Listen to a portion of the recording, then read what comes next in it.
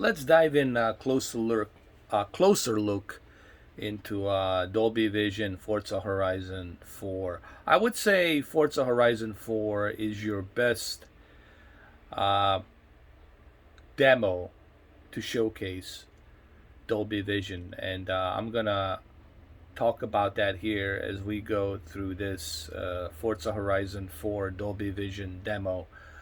Okay, people ask me, how do you enable Dolby Vision? Well, you have to download the Xbox Insider app, and then you have to sign up for the Xbox Insider program, and then you have to level up. I believe level 6 or level 3, and then you have to choose and opt for updates on Delta, not Omega, but Delta. All right, so a couple of things here I want to talk about. One, guys, this is why it's important that you have a good TV. Um, and I think I said this millions of times. You can't expect any TV, $500 TV or $400 TV or $600 TV, just because it has a Dolby Vision metadata doesn't mean that it's going to look the best that Dolby Vision can bring. All right.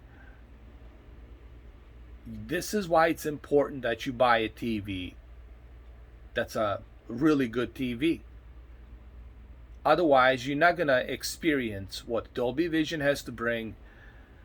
Okay, so this is why I keep recommending to everybody a C10, and why I believe that C10, it's a well-balanced TV that brings you a full package deal in terms of low latency, G-Sync, FreeSync, 120 hertz, filmmaker mode, etc., etc., etc. There's so many features here on this TV that it would take me forever just to go through all of them.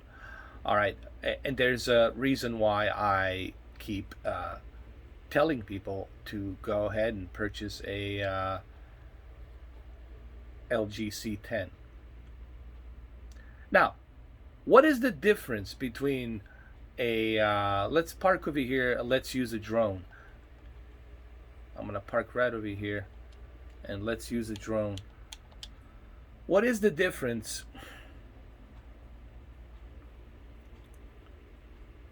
between HDR10 and Dolby Vision? Well, first of all, Dolby Vision, it's unlocked. It can support up to 12 bits of color, while HDR10, it's only limited to 10 bit. And Dolby Vision, it's also unlocked when it comes to peak brightness. It can support as much of lumens brightness, nits, peak brightness as possible. So that right there gives the Dolby Vision the advantage. But at the same time, uh, Dolby Vision also represents the color gamut much more natural, meaning that the colors are not super vibrant as they are in HDR10. The colors are more balanced and natural, and that's what you want. Uh, you see, this is the mistake that a lot of people make. People have these settings where they oversaturate the colors, and they crank up the contrast, and they crank up the peak brightness and all of that. When in fact, all you are doing is you are overblowing your white levels and you are oversaturating your colors. The idea is to have a balanced, natural tone of color. And this is why I recommend warm 1 tone of color. However, Dolby Vision definitely processes this much better on the movies and also on the video games. You know. However, in order for that Dolby Vision to be properly processed, well, you're gonna need a good TV. You're gonna need a good TV, okay? Because You can't purchase a $400 TV like Hisense or some cheap, TCL P series or some low-end Vizio. You can expect to have that, Dolby Vision results clarity the way I'm gonna have with the C10 or C1 or G1, okay, or that newest, latest Sony OLED, which also has a Dolby Vision. Obviously, will give you the that same result. So you have to find a good TV. There's no shortcuts. You can take a shortcut and say, okay, if I take it, maybe I'll. No, there is no shortcuts. You have to really, their old saying, you get what you paid for. That's the bottom line. And this is why I keep recommending the LG. Life's Good, South Korea's LG, C10. Or C1, if you can get one. So,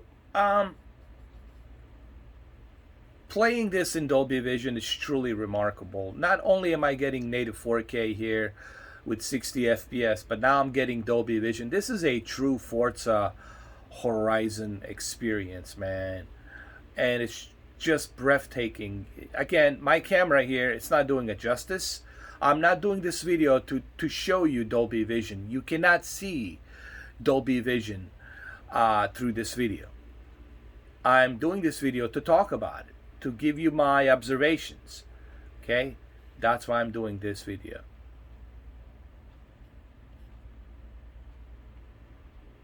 So that's all I want to say really quick. There's, I believe, NBA 2K, NBA 2K1. I want to check that out in Dolby Vision as well.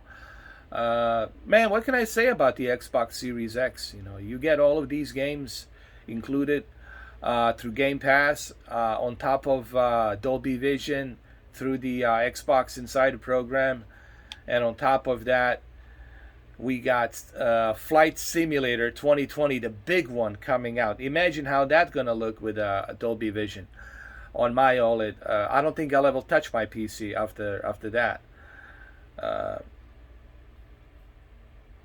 While the PS5 has been glorified and really has been just pampered and glorified, that it's this next big thing, but it's barely doing 120.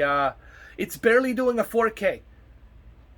It's barely doing a 4K, native 4K.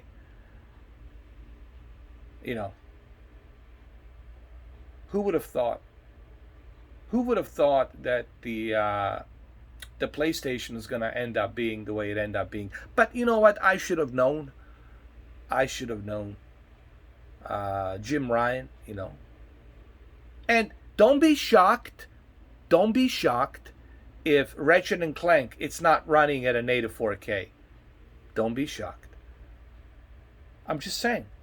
If it's like 1600p dynamic resolution or checkerboard, don't be shocked if next week on Tuesday review you find out that from Digital Foundry that it's not running in native 4K. Don't be surprised.